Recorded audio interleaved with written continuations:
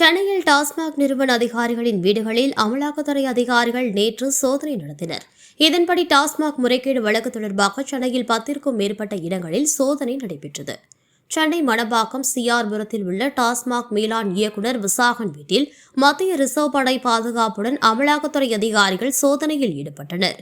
அதேபோல சென்னை சூளைமேடு கல்யாணபுரத்தில் உள்ள SNG மதுபான நிறுவன அலுவலகத்திலும் சோதனை நடத்தப்பட்டது.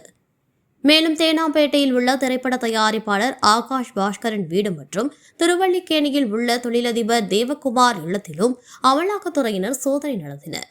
முன்னதாக டாஸ்மாக் தலைமை அலுவலகத்தில் கடந்த 6ஆம் தேதி முதல் 8ஆம் தேதி வரை சோதனை நடத்திய அமலாக்கத்துறை டாஸ்மாக் நிறுவனத்திற்கு மதுபானங்கள் கொள்முதல் செய்தது, பார் உரிமம் வழங்கியது, மதுபானங்களை மதுபான கடைகளுக்கு கொண்டு செல்வதற்கான போக்குவரத்திற்கு டெண்டர் வழங்கியது உள்ளிட்டவற்றில் ரூபாய் 1000 கோடி முறைகேடு நடந்துள்ளதாக அறிக்கை வெளியிட்டிருந்தது.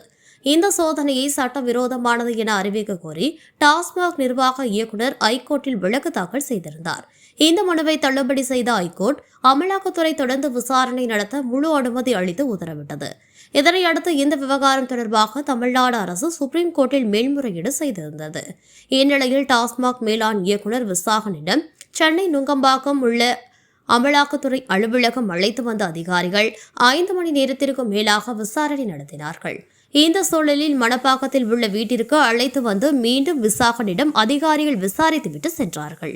மேலும் சில முக்கிய நபர்களிடம் வாட்ஸ்அப்பில் பேசிய சேட்களை பேப்பரில் பிரிண்ட் எடுக்கப்பட்டு மீண்டும் அதை கிழித்து வீசப்பட்டிருந்த நிலையில் பேப்பர்களை கைப்பற்றினர்.